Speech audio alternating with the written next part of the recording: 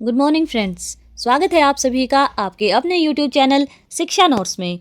दोस्तों, आज है 14 फरवरी 2026 और हमारी आज की इस वीडियो में हम करेंगे डेली हरियाणा करंट अफेयर के इम्पोर्टेंट क्वेश्चंस। तो चलिए शुरू करते हैं। आज का हमारा पहला प्रश्न है दोस्तों, 15वें इंडिया एजुकेशन समिट 2026 में कुरुक्षेत्र विश्वविद्यालय के कुलगुरु प्रोफेसर सोमनाथ सचदेवा को किस पुरस्कार से सम्मानित किया गया? तो यहाँ पर हमारा सही उत्तर रहेगा option number B, outstanding vice chancellor of India award से। भारतीय एजुकेशन नेटवर्क द्वारा 7 फरवरी 2026 को नई दिल्ली में आयोजित 15वें इंडिया एजुकेशन समिट 2026 में कुरुक्षेत्र विश्वविद्यालय के कुलगुरु प्रोफेसर सोमनाथ सचदेवा को outstanding vice chancellor of India award दिया गया। यह सम्मान उन्हें उच्च शिक्षा के क्षेत्र में उत्कृष्ट नेतृत्व, नवाचार और शैक्षणिक विकास में उनके उल्लेखनीय योगदान के लिए दिया गया है। चलिए बढ़ते हैं अगले प्रश्न की ओर। प्रश्न है दोस्तों, India Open International Kick Boxing Cup 2026 में स्वर्ण पदक जीतने वाले साहिल भारद्वाज हरियाणा के किस जिले के निवासी हैं? तो यहाँ पर हमारा सही उत्तर रहेगा ऑप्शन नंबर डी, रोहतक से।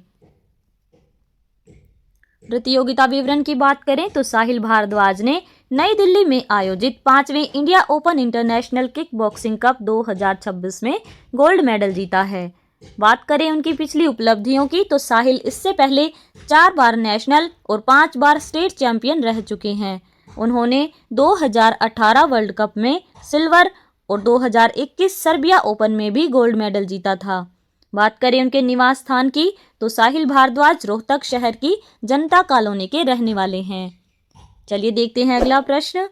प्रश्न है दोस्तों, हरियाणा सरकार ने किस नीति के तहत नोशनल वैकेंसी और नोशनल कैटेगरी शब्दों को स्पष्ट किया है? तो यहाँ पर हमारा सही उत्तर रहेगा option number A, model online transfer policy 2025 के तहत। हरियाणा सरकार ने मॉडल ऑनलाइन ट्रांसफर पॉलिसी 2025 के तहत नोशनल वैकेंसी और नोशनल कैटेगरी शब्दों की व्याख्या सुनिश्चित करने के लिए यह स्पष्टीकरण जारी किया है। मुख्य सचिव द्वारा निर्देश। तो यह स्पष्टीकरण हरियाणा के मुख्य सचिव अनुराग रस्तोगी द्वारा एक पत्र के माध्यम से जारी किया गया है।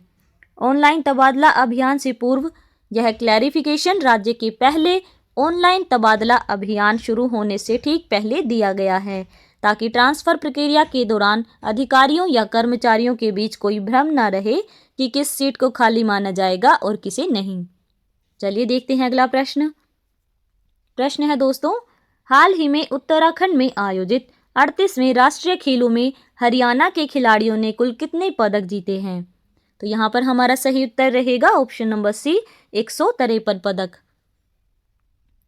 कुल पदक की बात करें तो हरियाणा ने 38वें राष्ट्रीय खेलों में शानदार प्रदर्शन करते हुए 153 पदक जीते। इनमें 48 स्वर्ण, 47 रजत और 58 कांस्य पदक शामिल हैं। इन विजेताओं को मुख्यमंत्री नायब सिंह सैनी ने ताऊ देवीलाल स्टेडियम में आयोजित समारोह में सम्मानित किया। चलिए बढ़ते हैं अगले प्रश्न की ओर। प्रश्न है दोस्तों, हरियाणा के कर्नल यशपाल सिंह राठी द्वारा खोजी गई नई सांप प्रजाति का वैज्ञानिक नाम क्या है? तो यहाँ पर हमारा सही उत्तर रहेगा दोस्तों ऑप्शन नंबर डी, ट्राइमेरेसुरस माए। कर्नल यशपाल सिंह राठी हरियाणा के झज्जर जिले के खरहर गांव से हैं। वे भारतीय सेना में कर्नल पद पर कार्यरत रहे हैं। वे एक प्रसिद्ध वाइल्ड लाइफ रिसर्चर भी हैं। उन्होंने सांप की एक नई प्रजाति की खोज में योगदान दिया। इस नई प्रजाति का वैज्ञानिक नाम ट्राइमेरेसुरस माए रखा गया। इस सांप को सामान्य नाम मायाज पिट वाइपर कहा जाता है। इसका नाम उनकी दिवंगत माता माया सिंह राठी के सम्मान में रखा गया। यह सांप मुख्य रूप से मेघालय और मिजोरम में पाया गया। यह हरे रंग का पिट वाइपर सांप है। यह पॉप्स पिट वाइपर जैसा दिखता है लेकिन जेनेटिक रूप से अलग है। चलिए बढ़ते हैं आगे।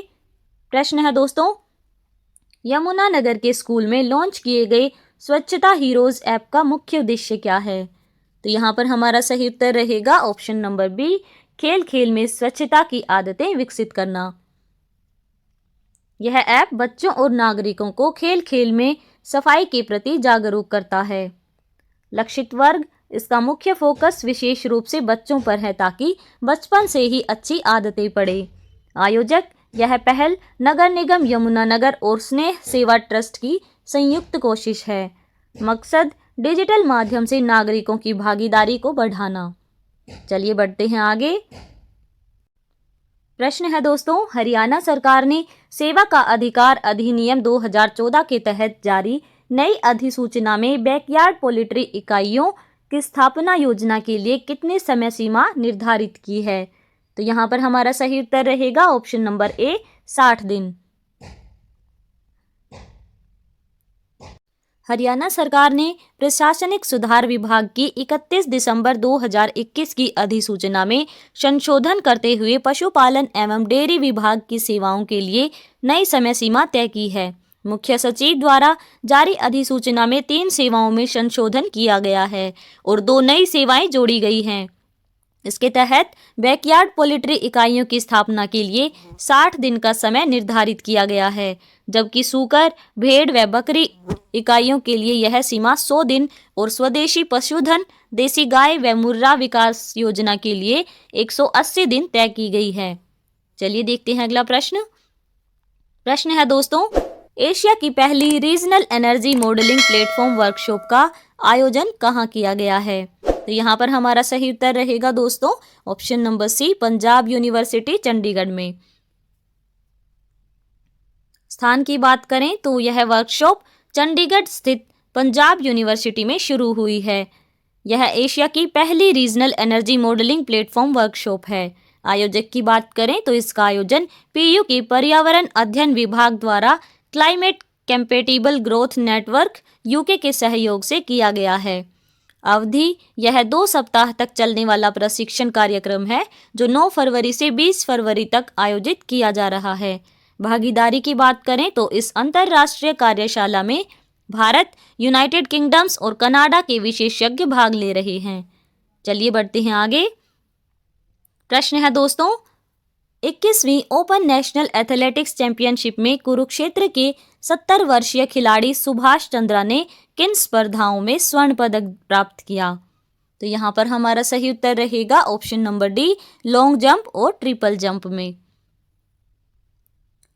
सुभाष चंद्रा की उपलब्धियों की बात करें तो 70 वर्षीय सुभाष चंद्रा ने कुल 3 पदक जीते, जिनमें से 2 स्वर्ण और 1 रजत था। स्वर्ण पदक उन्होंने लॉन्ग जंप 4.32 मीटर छलांग और ट्रिपल जंप 7.95 मीटर जंप में प्रथम स्थान हासिल कर स्वर्ण पदक जीते। रजत पदक उन्होंने हैमर थ्रो 22.33 मीटर में दूसरा स्थान प्राप्त कर रजत पदक जीता। अन्य खिलाड़ी, दूसरे खिलाड़ी वीरभान राणा 65 वर्ष ने 5 किलोमीटर वॉक में द्वितीय और लॉन्ग जंप में तृतीय स्थान प्राप्त किया। चलिए बढ़ते हैं आगे। प्रश्न है दोस्तों, कैथल की बेटियों ने 11वीं नेशनल स्पोर्ट डांस चैंपियनशिप में स्वर्ण पदक कहाँ जीता? तो यहाँ पर हमारा सही उत्तर रहेगा option number B, Puducherry Tamil Nadu में। 11वीं नेशनल स्पोर्ट डांस चैंपियनशिप का आयोजन दक्षिण भारत के पुदुचेरी तमिलनाडु में किया गया। यह एक राष्ट्रीय स्तर की प्रतियोगिता थी जिसमें देश भर से सैकड़ों प्रतिभागियों ने हिस्सा लिया था। विजेता की बात करें तो हरियाणा के कैथल जिले की 2 प्रतिभावान बेटियों अन्वी ढुल और पाखी सैनी ने इस कड़ी प्रतिस्पर्धा में अपने बेहतरीन डांस परफॉर्मेंस से जजों का दिल जीता और गोल्ड मेडल हासिल किया। देखते हैं अगला प्रश्न।